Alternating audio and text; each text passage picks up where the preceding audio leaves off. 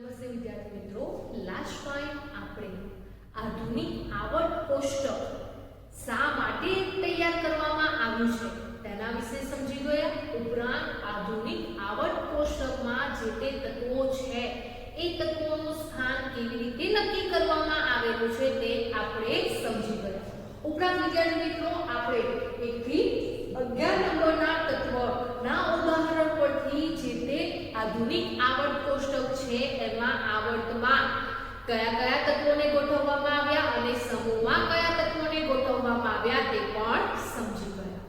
હવે વિદ્યાર્થી મિત્રો, જે તે તત્વોના ગુણધર્મો ઇલેક્ટ્રોન રચના પર આધાર રાખે છે અથવા તો જે તે તત્વોના ગુણધર્મો ઇલેક્ટ્રોન રચનાને આધારે નક્કી કરવામાં આવે છે તેવા જે ગુણધર્મો છે જેને આવર્તનીય ગુણધર્મ કહેવામાં આવે છે. તો આવર્તનીય ગુણધર્મો કોને કહેવામાં આવે છે? તો જે તત્વોના ગુણધર્મો તેમની જે ઇલેક્ટ્રોન રચના છે એ ઇલેક્ટ્રોન રચનાને આધારે નક્કી કરવામાં આવે જેને આવર્તનીય ગુણધર્મો કહેવામાં આવે છે. તો તત્વોના કયા કયા ગુણધર્મો ઇલેક્ટ્રોન રચના પર આધારિત છે? તો સંયોજકતા, પરમાણુય ત્રિજ્યા જેને પરમાણુય કદ તરીકે ઓળખવામાં આવે છે, ઉપરાંત ધાત્વિય ગુણધર્મ અને વિદ્યુત ઋણતા જેવા જે ગુણધર્મો છે તત્વોના, એ ગુણધર્મો જે તે તત્વોની ઇલેક્ટ્રોન રચના છે તેને આધારે નક્કી કરવામાં આવેલા છે. જેથી એવા તત્વોને શું કહીશું? તો એ તત્વોને આવર્તનીય ગુણધર્મ કહેવામાં આવે છે. જેમાં આપણે સૌથી પહેલા સંયોજકતા વિશે સમજીએ. તો આવર્તનીય ગુણધર્મોમાં સૌથી પહેલા સંયોજકતા વિશે સમજીએ તો સંયોજકતા કોને કહેવામાં આવે છે? તો વિદ્યાર્થી મિત્રો, સંયોજકતા વિશે પણ આપણે ધોરણ 9 માં ચેપ્ટર નંબર 4 માં સમજીને આવ્યા છે કે સંયોજકતા કોને કહેવામાં આવે છે અને જે તે તત્વની સંયોજકતા કેટલી જોવા મળે છે. ફરી એકવાર આપણે સમજી લઈએ કે સંયોજકતા કોને કહેવામાં આવે છે. તો જે તત્વ અન્ય તત્વ સાથે સંયોજાવાની ક્ષમતા ધરાવે છે જેને શું કહેવામાં આવે છે? જેને સંયોજકતા કહેવામાં આવે છે. એટલે કે જે તત્વો છે એ તત્વો બીજા અન્ય તત્વો સાથે જ્યારે જેટલી સંખ્યાના ઇલેક્ટ્રોનથી સંયોજાય છે એ સંયોજાવાની જે ક્ષમતા છે જેને સંયોજકતા તરીકે ઓળખવામાં આવે છે. અથવા તો ટૂંકમાં વિદ્યાર્થી મિત્રો, આપણને ખબર છે કે જ્યારે કોઈ પણ સંયોજન બને છે એ સંયોજન કેવી રીતે બને છે? તો એ સંયોજન બે પદાર્થો ભેગા થવાથી, બે પરમાણુઓ ભેગા થવાથી શું બને છે? સંયોજન બને છે. તો એ જે પણ કોઈ તત્વ છે એ તત્વ બીજા તત્વો સાથે સંયોજવા માટે ઇલેક્ટ્રોનની ભાગીદારી કરે છે અથવા તો જે તે ઇલેક્ટ્રોન છે એ ઇલેક્ટ્રોનની આપ-લે કરે છે. એટલે કે કેટલાક તત્વો છે ઇલેક્ટ્રોન ગુમાવે છે અને કેટલાક તત્વો ઇલેક્ટ્રોન મેળવે છે. તેને આધારે જે તે સંયોજનો બને છે. તો આપણે આયનીય સંયોજનો અને સહસંયોજક સંયોજનો વિશે ચેપ્ટર નંબર 3 અને 4 માં સમજી ગયા છે કે ઇલેક્ટ્રોન જે તે તત્વો છે એ ઇલેક્ટ્રોનની આપ-લે કરીને આયનીય સંયોજનો બનાવે છે અને જે તે તત્વો ઇલેક્ટ્રોનની ભાગીદારી કરે છે અને સહસંયોજક સંયોજનો બનાવે છે એટલે કે કાર્બનિક સંયોજનો બનાવે છે. હવે વિદ્યાર્થી મિત્રો, આ જે તે તત્વોની સંયોજકતા કેટલી જોવા મળે છે એ આપણે ધોરણ 9 માં સમજીને આવ્યા છે. ફરી સમજી લઈએ તો તેના માટે સૌથી પહેલા તો 1 થી 20 તત્વોના નામ સંજ્ઞાને તમને યાદ હોવું જોઈએ. વધારે તત્વોના નામ અને સંજ્ઞા યાદ હશે તો પણ સારું છે. જેટલા પણ તત્વોના નામ અને સંજ્ઞા તમે ક્રમ વાઇઝ યાદ કરી શકો છો તે તમારા માટે સારું રહેશે. તો હવે આપણે અહીંયા 1 થી 11 તત્વોના સંજ્ઞા, એના પરમાણુ ક્રમાંક અને તેમની ઇલેક્ટ્રોન સંખ્યા અને ઇલેક્ટ્રોન રચના દર્શાવેલી છે. એ કેવી રીતે આવી છે એ આપણે લાસ્ટ ટાઈમ સમજી ગયા છે કે પરમાણુ ક્રમાંક પરમાણુના ચડતા ક્રમમાં જે તે તત્વોને ગોઠવવામાં આવેલા છે. જે તત્વનો પરમાણુ ક્રમાંક છે એટલી જ સંખ્યામાં તે તત્વમાં ઇલેક્ટ્રોનની સંખ્યા જોવા મળે છે અને ઇલેક્ટ્રોનની સંખ્યા છે તેમની ગોઠવણીને આધારે ઇલેક્ટ્રોન રચના બને છે.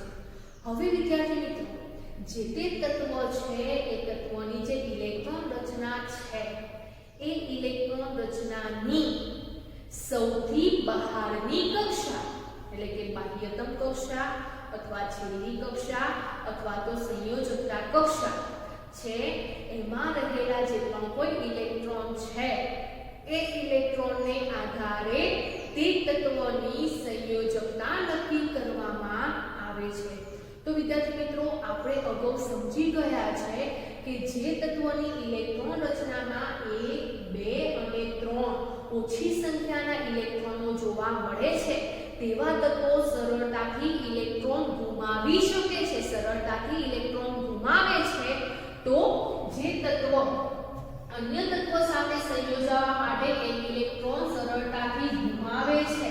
હવે જેટલી સંખ્યામાં ઇલેક્ટ્રોન ગુમાવે છે એટલી જ સંખ્યામાં તેની સંયોજકતા જોવા મળે છે. જો એક ઇલેક્ટ્રોન ગુમાવે છે તો એક સંયોજકતા પ્રાપ્ત થાય છે, 2 ઇલેક્ટ્રોન ગુમાવે છે તો 2 સંયોજકતા પ્રાપ્ત થાય છે અને જો 3 ઇલેક્ટ્રોન ગુમાવે છે તો 3 સંયોજકતા પ્રાપ્ત થાય છે. તો સંયોજકતા કેવી રીતે નક્કી કરવામાં આવે છે? તો જે તે તત્વ છે અન્ય તત્વ સાથે સંયોજાય છે તે દરમિયાન જેટલા પ્રમાણમાં ઇલેક્ટ્રોન ગુમાવે છે અથવા જેટલા પ્રમાણમાં ઇલેક્ટ્રોન મેળવે છે એ જે સંખ્યા છે એ સંખ્યાને સંયોજકતા તરીકે ઓળખવામાં આવે છે. તો જે તત્વની ઇલેક્ટ્રોન રચનામાં સૌથી બહારની કક્ષામાં 1 ઇલેક્ટ્રોન, 2 ઇલેક્ટ્રોન અને 3 ઇલેક્ટ્રોન જોવા મળે છે એ સંખ્યા ઓછી છે, માટે તેવા જે તત્વો છે એ સરળતાથી ઇલેક્ટ્રોન ગુમાવે છે અને જેટલા ઇલેક્ટ્રોન ગુમાવે છે તેટલા ઇલેક્ટ્રોન જેટલા ગુમાવે છે તેટલી સંખ્યામાં તેની સંયોજકતા જોવા મળે છે. આ ઉપરાંત વિદ્યાર્થી મિત્રો, જે પણ તત્વો છે એ તત્વોની ઇલેક્ટ્રોન રચનાની બાહ્યતમ કક્ષામાં 5 ઇલેક્ટ્રોન, 6 ઇલેક્ટ્રોન અને 7 ઇલેક્ટ્રોન જોવા મળે છે તેવા જે તત્વો છે એ તત્વો સરળતાથી ઇલેક્ટ્રોન મેળવે છે અને કેટલા ઇલેક્ટ્રોન મેળવે છે તેને આધારે તેની સંયોજકતા પ્રાપ્ત કરવામાં આવે છે. તો હવે તેની સંયોજકતા કેવી રીતે પ્રાપ્ત થાય છે? તો અહીંયા આપણને ખબર છે કે જે બીજા નંબરની કક્ષા છે એ બીજા નંબરની કક્ષામાં મહત્તમ કેટલા ઇલેક્ટ્રોન જોઈએ છે? તો મહત્તમ 8 ઇલેક્ટ્રોન જોઈએ છે. તો જ્યારે પણ જે તે તત્વ ઇલેક્ટ્રોન મેળવે કે ગુમાવે છે ત્યારે તેમની અગાઉની કે તેમની પછી આવતી જે પણ કોઈ કક્ષા છે એ કક્ષા કેવી જોવા મળે છે? તો સંપૂર્ણ રીતે ભરાયેલી જોવા મળે છે. અહીંયા જોઈએ તો અહીંયા લિથિયમ, બેરિલિયમ અને બોરોન જે તત્વો છે એ 1, 2 અને 3 ઇલેક્ટ્રોન ગુમાવે છે તેને આધારે સંયોજકતા જોવા મળે છે. પણ જ્યારે એ ઇલેક્ટ્રોન ગુમાવે છે ત્યારે તેમની ઇલેક્ટ્રોન રચના કેટલી જોવા મળે છે? તો હિલિયમ જેવી જોવા મળે છે. તેવી જ રીતે અહીંયા નાઇટ્રોજન, ઓક્સિજન, ફ્લોરિન જે તત્વો છે એ તત્વો ઇલેક્ટ્રોન મેળવે છે અને કોના જેવી અષ્ટક રચના પ્રાપ્ત કરે છે? તો નિયોન જેવી કરે છે. તો નિયોન જેવી રચના પ્રાપ્ત કરવા માટે એમને બીજી કક્ષામાં 8 ઇલેક્ટ્રોન ભરાવા જોઈએ. તો 8 ઇલેક્ટ્રોન ભરાવવા માટે એમની પાસે 5 ઇલેક્ટ્રોન છે. તો શું કરવામાં આવે છે? 8 માંથી 5 બાદ કરવામાં આવે તો તેની સંયોજકતા શું જોવા મળશે? તો 8 માંથી 5 જાય તો કેટલા જોવા મળે છે? 3 જોવા મળે છે.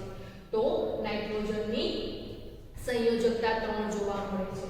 એવી જ રીતે ઓક્સિજનની લઈએ તો 8 માંથી 6 બાદ જાય તો 2 જોવા મળે છે અને ફ્લોરિનની 8 માંથી 7 બાદ કરીએ તો એક સંયોજકતા જોવા મળે છે.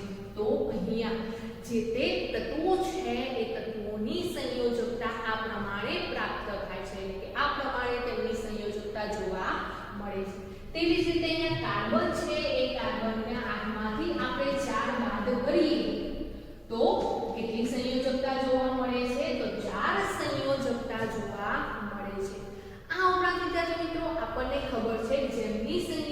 ઇલેક્ટ્રોન રચના સંપૂર્ણ રીતે ભરાયેલી છે તેવા તત્વોને નિષ્ક્રિય વાયુઓ કહેવામાં આવે છે.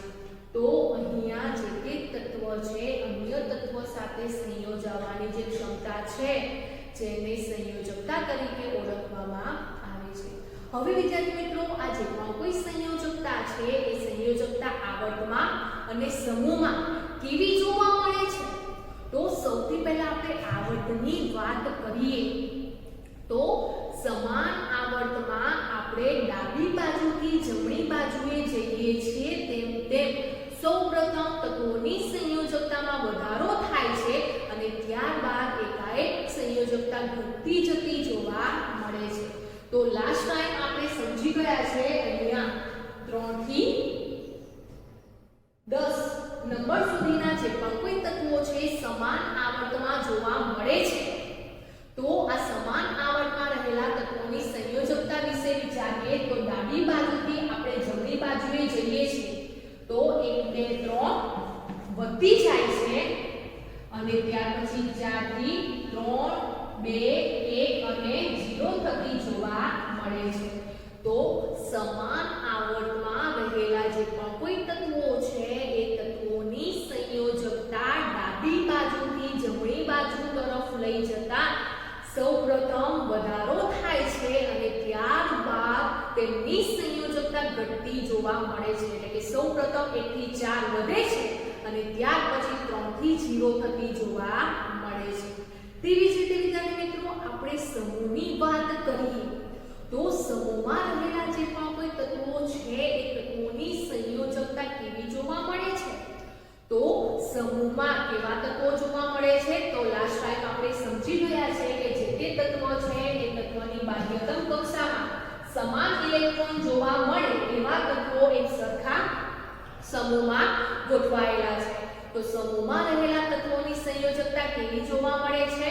તો બાહ્યતમ કક્ષામાં સમાન ઇલેક્ટ્રોન જોવા મળે છે જેથી કરીને સમૂહમાં રહેલા જે તે કોઈ પણ તત્વ છે એ તત્વોની સંયોજકતા સરખી જોવા મળે છે. તો સમૂહ 1 ની વાત કરીએ તો સમૂહ 1 માં રહેલા જે પણ કોઈ તત્વો છે એ તત્વોની સંયોજકતા કેટલી જોવા મળે છે? 1 જોવા મળે છે. તો આમ જે સંયોજકતા છે એ સંયોજકતા જે તે તત્વો કેટલા પ્રમાણમાં ઇલેક્ટ્રોન ગુમાવે છે અથવા કેટલા પ્રમાણમાં કેટલી સંખ્યામાં ઇલેક્ટ્રોન મેળવે છે તેને આધારે તેની સંયોજકતા મેળવવામાં આવે છે.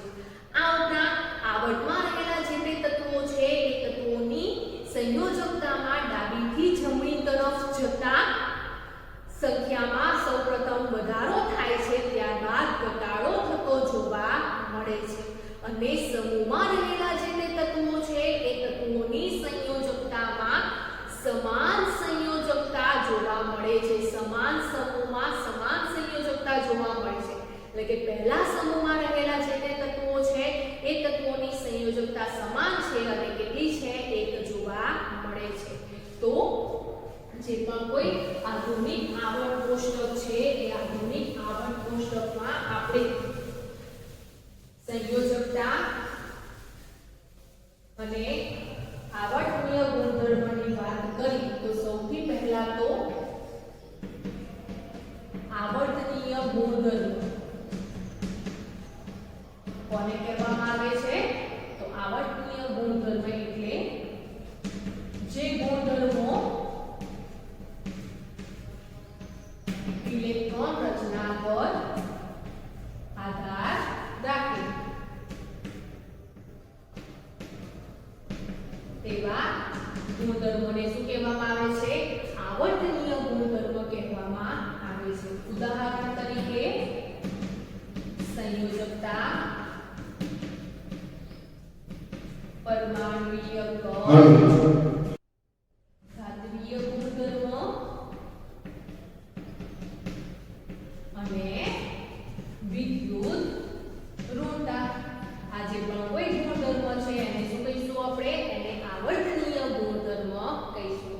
જેમાં સૌથી પહેલા આજે આપણે શાના વિશે સમજ્યા? તો જેમાં સૌથી પહેલા આપણે સંયોજકતા વિશે સમજ્યા. તો સંયોજકતા કોને કહેવામાં આવે છે? તો જે તત્વ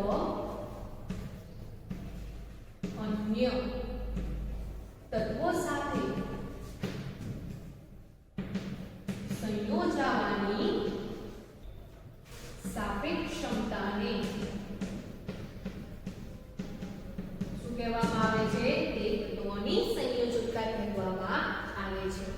તો જે તે તત્વો છે એ તત્વોની સંયોજકતા આપણે આવર્તમાં વાત કરીએ તો આવર્તમાં તત્વોની સંયોજકતા ડાબીથી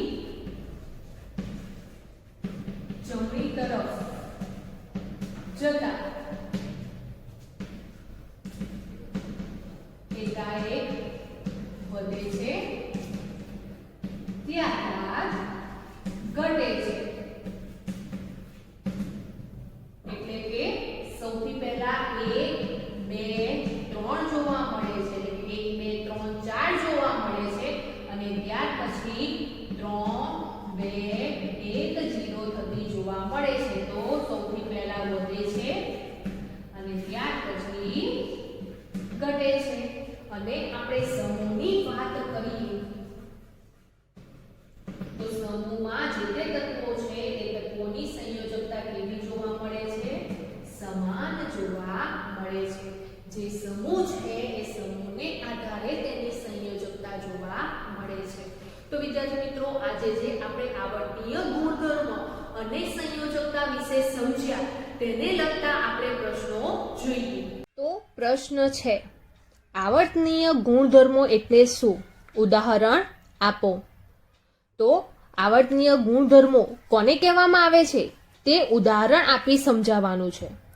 તો તત્વોના જે ગુણધર્મો ઇલેક્ટ્રોન રચનાને આધારે નક્કી કરવામાં આવે અથવા તત્વોના જે ગુણધર્મો ઇલેક્ટ્રોન રચના પર આધાર રાખતા હોય તેવા ગુણધર્મોને આવર્તનીય ગુણધર્મો કહે છે. તો આવર્તનીય ગુણધર્મો કોને કહેવામાં આવે છે? તો વિદ્યાર્થી મિત્રો, તત્વોના જે પણ કોઈ ગુણધર્મો છે એ ગુણધર્મો એ તત્વોની ઇલેક્ટ્રોન રચના પર આધાર રાખતા હોય એવા જે પણ કોઈ ગુણધર્મો છે જેને આવર્તનીય ગુણધર્મો તરીકે ઓળખવામાં આવે છે. ઉદાહરણ તરીકે સંયોજકતા, પરમાણુવીય ત્રિજ્યા એટલે કે તેને પરમાણુવીય કદ પણ કહેવામાં આવે છે. ઉપરાંત ધાત્વીય ગુણધર્મો અને વિદ્યુત ઋણતા. તો તત્વોના આ જે ગુણધર્મો છે સંયોજકતા, પરમાણુવીય ત્રિજ્યા, ધાત્વીય ગુણધર્મો અને વિદ્યુત ઋણતા એ ગુણધર્મો કેવા છે? તો એ તત્વોના આવર્તનીય ગુણધર્મો છે. ત્યારબાદ વિદ્યાર્થી મિત્રો, પ્રશ્ન છે, સંયોજકતા એટલે શું? આવર્ત અને સમૂહના તત્વોમાં સંયોજકતા સમજાવો. તો સંયોજકતા કોને કહેવામાં આવે છે તે આપણે ધોરણ 9માં સમજી ગયા. ઉપરાંત આપણે ચેપ્ટર નંબર 3 અને 4માં પણ સમજીને આવ્યા છે. ઉપરાંત હમણાં પણ આપણે સમજ્યા સંયોજકતા કોને કહેવામાં આવે છે. તો સંયોજકતા કોને કહીશું? તો કોઈ એક તત્વની અન્ય તત્વ સાથે સંયોજાવાની સાપેક્ષ ક્ષમતાને સંયોજકતા કહે છે. તો વિદ્યાર્થી મિત્રો, ટૂંકમાં સરળ ભાષામાં સમજીએ તો સંયોજકતા કોને કહીશું? તો જે તે તત્વો છે એ તત્વો અન્ય તત્વો સાથે જ્યારે સંયોજાય છે તે દરમિયાન એ તત્વોની બાહ્યતમ કક્ષામાં રહેલા જે તે ઇલેક્ટ્રોન છે એ ઇલેક્ટ્રોન ગુમાવે છે અથવા કેટલીક વખત કેટલાક તત્વો ઇલેક્ટ્રોન મેળવે છે. તો એ અન્ય તત્વ સાથે સંયોજાવાની સાપેક્ષે જે ઇલેક્ટ્રોન ગુમાવે છે એટલે કે જેટલા ઇલેક્ટ્રોન ગુમાવે છે અથવા જેટલા ઇલેક્ટ્રોન મેળવે છે એ જે સંખ્યા છે એ સંખ્યાને શું કહેવામાં આવે છે? તો એ ઇલેક્ટ્રોનની સંખ્યાને સંયોજકતા તરીકે ઓળખવામાં આવે છે. તો આ જે સંયોજકતા છે એનો આધાર શાની પર રહેલો છે? તો સંયોજકતા કેવી રીતે નક્કી કરવામાં આવે છે? તો જે તે તત્વની ઇલેક્ટ્રોન રચનામાં બાહ્યતમ કક્ષામાં રહેલા જે તે ઇલેક્ટ્રોન છે એ ઇલેક્ટ્રોન ગુમાવવાની અથવા કેટલાક ઇલેક્ટ્રોન મેળવવાની વૃત્તિ ધરાવે છે. તો જેટલી સંખ્યામાં ઇલેક્ટ્રોન ગુમાવે છે અથવા જેટલી સંખ્યામાં ઇલેક્ટ્રોન મેળવે છે એ જે ઇલેક્ટ્રોનની સંખ્યા છે એ સંખ્યા પર સંયોજકતાનો આધાર રહેલો છે. તો કોઈ એક તત્વની અન્ય તત્વ સાથે સંયોજાવાની સાપેક્ષ ક્ષમતાને સંયોજકતા કહે છે. સંયોજકતાનો આધાર બાહ્યતમ કક્ષામાં રહેલા સંયોજકતા ઇલેક્ટ્રોનની સંખ્યા પર છે. સંયોજકતાનું મૂલ્ય બાહ્યતમ કક્ષામાં રહેલા ઇલેક્ટ્રોનની સંખ્યા જેટલું અથવા આ મૂલ્યને 8 માંથી બાદ કરતા મળતા મૂલ્ય જેટલું હોઈ શકે છે. આવર્તના તત્વોમાં સંયોજકતા વિશે જોઈએ તો આવર્ત તત્વોમાં સંયોજકતા કેવી જોવા મળે છે? તો આવર્તમાં ડાબી બાજુથી જમણી બાજુ તરફ જતા સંયોજકતા શરૂઆતમાં વધે છે, ત્યારબાદ ઘટે છે. જે આધુનિક આવર્ત કોષ્ટક છે એ આધુનિક આવર્ત કોષ્ટકમાં આવર્તમાં ડાબી બાજુથી જમણી તરફ જઈએ છીએ તેમ તેમ તત્વોની જે શરૂઆતના તત્વો છે એમનામાં સંયોજકતા વધે છે અને જેમ જેમ જમણી બાજુએ જઈએ છીએ તેમ તેમ તત્વોની સંયોજકતા ઘટે છે. આવર્તમાં ડાબી બાજુથી જમણી બાજુ તરફ જતા સંયોજકતા પહેલા 1 થી 4 અને પછી 4 થી 0 થાય છે. તો ડાબી બાજુએથી જમણી બાજુ તરફ આપણે જઈએ છીએ અને તત્વોની સંયોજકતા જોઈએ છીએ તો શરૂઆતમાં તત્વોની સંયોજકતા 1 થી 4 એમ વધે છે અને જેમ જેમ જમણી તરફ જઈએ છીએ તેમ તેમ 4 થી 0 તરફ ઘટતી જતી જોવા મળે છે. ઉદાહરણ તરીકે વિદ્યાર્થી મિત્રો જુઓ આ કોષ્ટક. આ કોષ્ટકમાં ત્રીજા આવર્તના તત્વો દર્શાવેલા છે. એટલે આધુનિક આવર્ત કોષ્ટકમાં જે ત્રીજું આવર્ત છે એ ત્રીજા આવર્તમાં રહેલા જે પણ કોઈ તત્વો છે એ તત્વો અહીંયા દર્શાવેલા છે. જેમાં સૌથી પ્રથમ સમૂહક્રમ દર્શાવવામાં આવેલો છે કે સમૂહક્રમ 1, 2, 13, 14, 15, 16, 17, 18 આ જે સમૂહક્રમ છે એ સમૂહક્રમમાં ત્રીજા આવર્તમાં તત્વો જોવા મળે છે. તો અહીંયા જે પણ સમૂહક્રમ છે એ સમૂહક્રમ પછી પરમાણ્વીય ક્રમાંક જોવા મળે છે.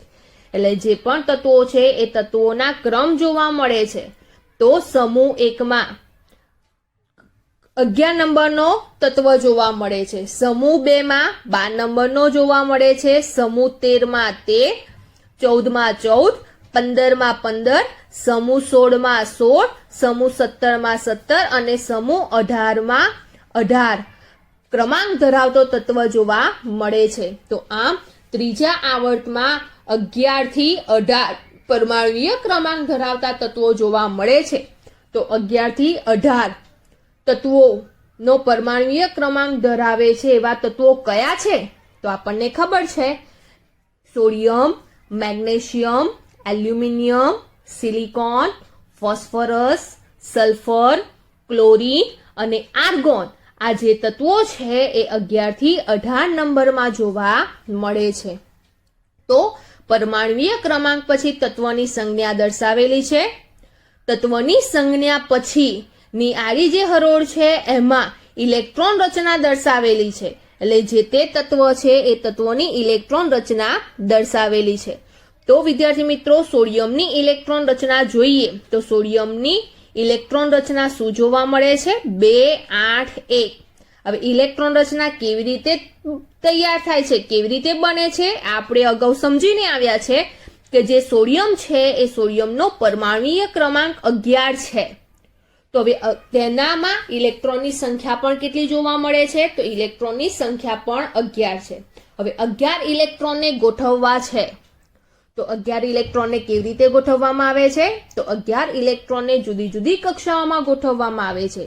જેમ 1, 2, 3, 4 જેમ જેમ કક્ષાઓ થાય છે તેમ તેમ કક્ષામાં મહત્તમ કેટલા ઇલેક્ટ્રોન સમાવી શકાય તે આપણે અગાઉ સમજી ગયા છે કે પહેલી કક્ષા છે એ પહેલી કક્ષામાં 2 ઇલેક્ટ્રોન વધુમાં વધુ સમાવી શકાય છે. બીજી અને ત્રીજી કક્ષા છે એમાં વધુમાં વધુ 8 ઇલેક્ટ્રોન સમાવી શકાય છે. ચોથી અને પાંચમી કક્ષા છે એમાં વધુમાં વધુ 18 ઇલેક્ટ્રોન સમાવી શકાય છે અને તેવી જ રીતે છઠ્ઠી અને સાતમી કક્ષા છે એમાં વધુમાં વધુ 32 ઇલેક્ટ્રોન સમાવી શકાય છે. તો અહીંયા 11 ઇલેક્ટ્રોન જોવા મળે છે. તો 11 ઇલેક્ટ્રોનને આપણે જે તે કક્ષા છે એ કક્ષામાં ગોઠવીએ તો પહેલી કક્ષામાં વધુમાં વધુ 2 ઇલેક્ટ્રોન ગોઠવાય, બીજી કક્ષામાં વધુમાં વધુ 8 ઇલેક્ટ્રોન ગોઠવાય, તો 8 ને 2 10 થાય છે. હજુ એક ઇલેક્ટ્રોન વધે છે તો એક ઇલેક્ટ્રોનને ક્યાં ગોઠવીશું? તો એક ઇલેક્ટ્રોન ત્રીજી કક્ષામાં જોવા મળે છે. તો આ પ્રમાણે ઇલેક્ટ્રોન રચના બને છે. તો સોડિયમની ઇલેક્ટ્રોન રચના 2 8 1 છે. મેગ્નેશિયમની ઇલેક્ટ્રોન રચના 2 8 2 છે. એલ્યુમિનિયમની 2 8 3, સિલિકોનની 2 8 4, ફોસ્ફરસની 2 8 5, સલ્ફરની 2 8 6, ક્લોરીનની 2 8 7 અને એવી જ રીતે આર્ગોનની 2 8 8 જોવા મળે છે. હવે વિદ્યાર્થી મિત્રો, આ જે ઇલેક્ટ્રોન રચના છે એ ઇલેક્ટ્રોન રચનામાં જે તે તત્વની સંયોજકતા ઇલેક્ટ્રોનની સંખ્યા ઇલેક્ટ્રોન રચનાની નીચે દર્શાવેલી છે. તો સંયોજકતા ઇલેક્ટ્રોનની સંખ્યા કોને કહેવામાં આવે છે? તો ઇલેક્ટ્રોન રચનામાં સૌથી બાહ્યતમ કક્ષામાં એટલે સૌથી છેલ્લી અથવા સૌથી બહારની કક્ષામાં રહેલા જે તે ઇલેક્ટ્રોન છે એ ઇલેક્ટ્રોનની સંખ્યાને સંયોજકતા ઇલેક્ટ્રોનની સંખ્યા કહેવામાં આવે છે. તો સોડિયમમાં 1, મેગ્નેશિયમમાં 2, એલ્યુમિનિયમમાં 3, સિલિકોનમાં 4, ફોસ્ફરસમાં 5, સલ્ફરમાં 6, ક્લોરીનમાં 7 અને આર્ગોનમાં 8 ઇલેક્ટ્રોનની સંખ્યા જોવા મળે છે. તો વિદ્યાર્થી મિત્રો, આ જે પણ કોઈ તત્વો છે એ તત્વોની સંયોજકતા કેટલી છે? તો સોડિયમમાં બાહ્યતમ કક્ષામાં એક ઇલેક્ટ્રોન જોવા મળે છે તો એની સંયોજકતા 1 છે. મેગ્નેશિયમમાં બાહ્યતમ કક્ષામાં 2 ઇલેક્ટ્રોન જોવા મળે છે તો એની સંયોજકતા 2 છે. એલ્યુમિનિયમમાં બાહ્યતમ કક્ષામાં 3 ઇલેક્ટ્રોન જોવા મળે છે તો તેની સંયોજકતા 3 થાય છે. સિલિકોનમાં 4 સંખ્યા જોવા મળે છે તો તેની સંયોજકતા 4 થાય છે. હવે વિદ્યાર્થી મિત્રો, ફોસ્ફરસમાં બાહ્યતમ કક્ષામાં 5 ઇલેક્ટ્રોન જોવા મળે છે તો શું તેની સંયોજકતા 5 થશે? તો ના વિદ્યાર્થી મિત્રો, હવે 4 કરતા વધારે સંખ્યા બાહ્યતમ કક્ષામાં જોવા મળે છે ત્યારે એ જે પણ બાહ્યતમ કક્ષામાં રહેલા ઇલેક્ટ્રોન છે એ સંખ્યાને 8 માંથી બાદ કરવામાં આવે છે. તો અહીંયા 5 4 કરતા વધી જાય છે તો અહીંયા આપણે 8 માંથી 5 બાદ કરીશું. તો 8 માંથી 5 બાદ કરીએ તો કેટલા મળશે? તો 3 જોવા મળે છે. તો ફોસ્ફરસની સંયોજકતા 3 થાય છે. તેવી જ રીતે સલ્ફરની બાહ્યતમ કક્ષામાં 6 ઇલેક્ટ્રોન જોવા મળે છે અને તેની સંયોજકતા કેટલી થશે? તો 8 માંથી 6 બાદ કરીએ તો સંયોજકતા 2 થશે. તેવી જ રીતે ક્લોરીનની બાહ્યતમ કક્ષામાં 7 ઇલેક્ટ્રોન જોવા મળે છે તો તેની સંયોજકતા મેળવવા માટે 8 માંથી 7 બાદ કરીએ તો 1 મળે છે.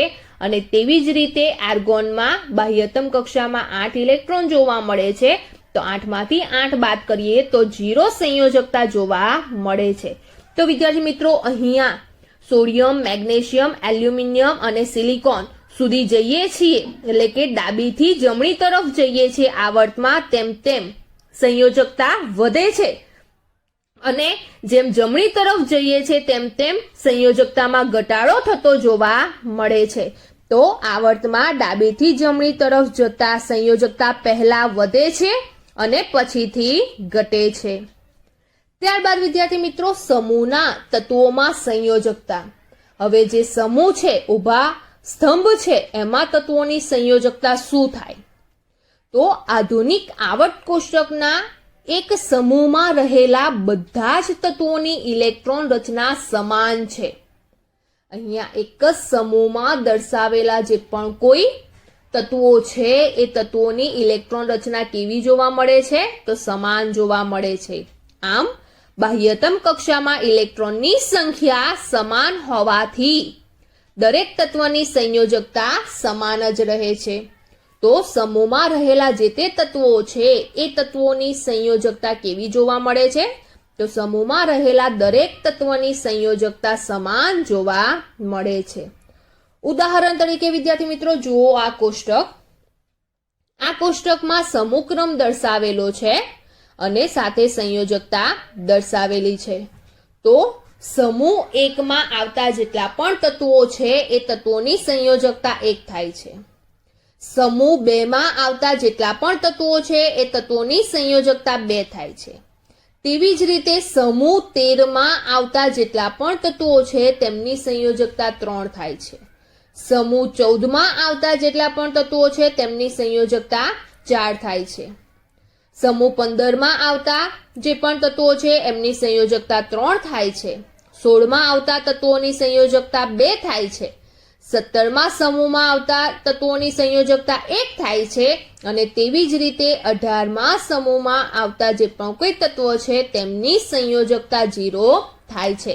તો આવર્તમાં ડાબીથી જમણી તરફ જતા સંયોજકતામાં પહેલા વધારો થાય છે અને ત્યાર પછી ઘટાડો થાય છે. જ્યારે સમૂહમાં દરેક તત્વોની ઇલેક્ટ્રોન રચના સમાન હોવાથી તેમની સંયોજકતા પણ સમાન જોવા મળે છે. તો જો વિદ્યાર્થી મિત્રો આ કોષ્ટક, આ જે કોષ્ટક છે એ કોષ્ટકમાં 1 થી 18 નંબરમાં આવતા જે તે તત્વો છે એ તત્વોનું કોષ્ટક છે, જેમાં તત્વોનું નામ, તત્વની સંજ્ઞા ઉપરાંત તે તત્વના પરમાણુના કેન્દ્રમાં રહેલા પ્રોટોન અને ન્યુટ્રોનની સંખ્યા ઉપરાંત કેન્દ્રની આસપાસ કક્ષામાં ગોઠવાયેલા ઇલેક્ટ્રોનની સંખ્યા જોવા મળે છે. ઉપરાંત ઇલેક્ટ્રોનની ગોઠવણી કેવી રીતે થયેલી છે તેની માટે ઇલેક્ટ્રોન રચના દર્શાવેલી છે અને અંતે જે તે તત્વો છે એ તત્વોની સંયોજકતા દર્શાવેલી છે. તો 1 થી 18 તત્વોની સંયોજકતા શું છે તે અહીંયા કોષ્ટકમાં જોવા મળે છે.